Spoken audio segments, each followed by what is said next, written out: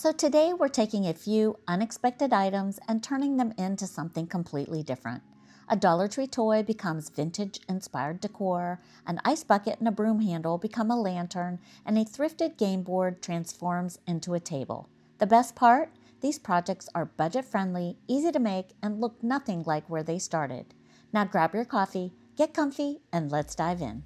When I spotted this Dollar Tree craft kit in the toy department, I didn't see a child's toy. I saw a piece of vintage decor.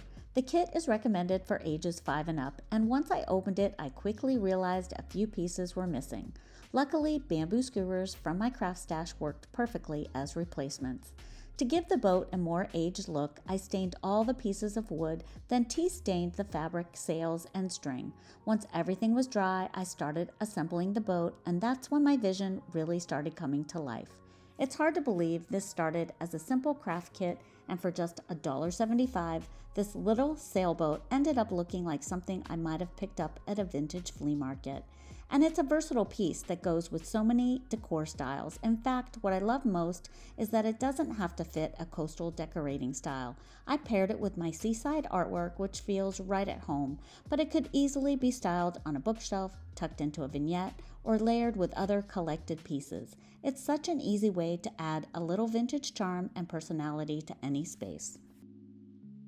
After making a lantern from a broken floor lamp in a previous video, I challenged myself to see if I could create another one using only Dollar Tree supplies.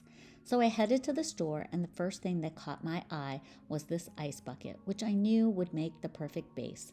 From there, I grabbed a broom handle for the pole and one of Dollar Tree's solar lanterns. The missing piece was figuring out how to connect the lantern to the pole. I originally considered using a plunger, but I wasn't convinced it would be sturdy enough.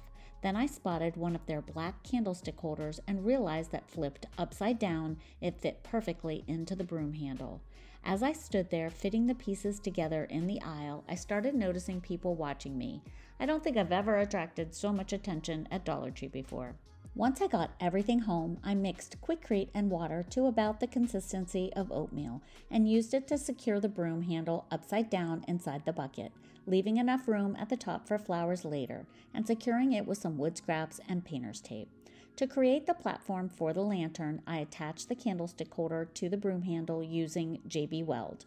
Originally, I tried E6000, but it wasn't giving me the hold I wanted for an outdoor project. Since the humidity has caused curing issues for me in the past, I brought everything inside overnight to dry. Once everything had cured, a quick coat of matte spray paint to make everything look cohesive. To finish it off, I attached the lantern with space tape and Velcro and added a few flowers to the base. I love how this project turned out. It's hard to believe this started with an ice bucket, a broom handle, a candlestick holder, and a solar lantern from Dollar Tree. The main structure cost just over $10 to make, and the finished results look nothing like the original pieces. During the day, it adds a pop of color with the flowers, and at night, the flickering lantern creates such a warm glow. I smile every time I see it when I'm letting the dogs out, and that's what I love most about pieces like this. They take a few simple supplies and turn them into something that makes everyday moments feel a little more special. This next project started with a chess and checkerboard set I found at the thrift store. It was 50% off, and then with my points it ended up being free. I loved the color of the squares and the fact that the board is wood, and I thought it deserved to be more than something tucked away in a closet. I also thought it might work well paired with a small metal folding table from the Target dollar spot that I had been using in my craft room. I wanted the piece to look like it had been around for years, so I lightly sanded the game board and added a little stain to give it an aged, time-worn look.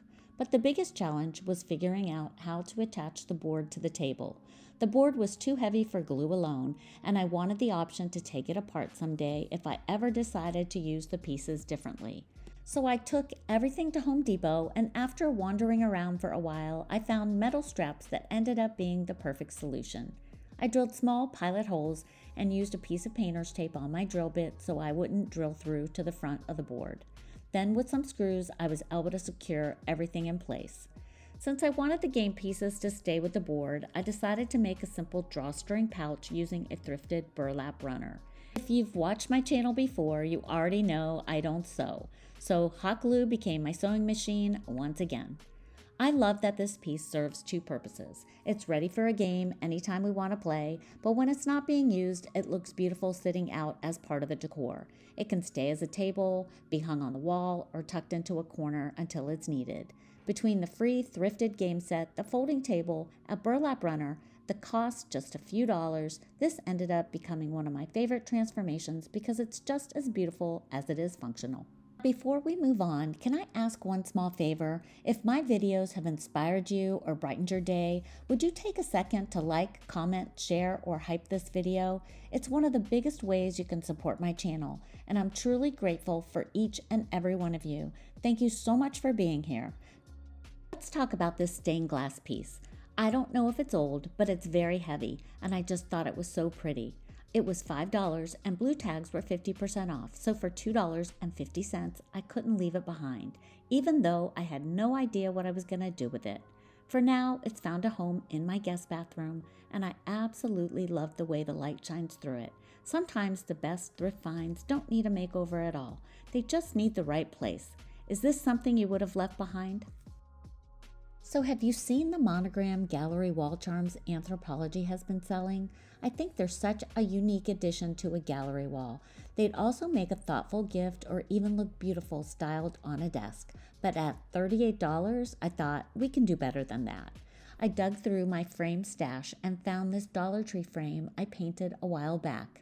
Then I ordered an MDF letter from Amazon for about $2.50 and used the leftover Starry Night paint from my laundry room makeover. For the backing, I used some leftover fabric and attached it with Gorilla Glue spray adhesive.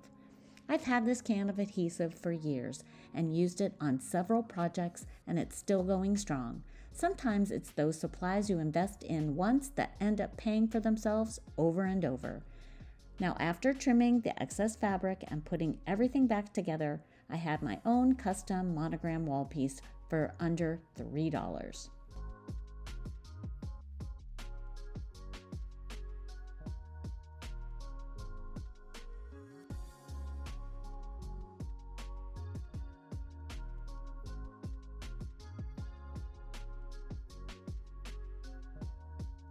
So this next one I decided to do while I was at the Dollar Tree gathering supplies for the lantern.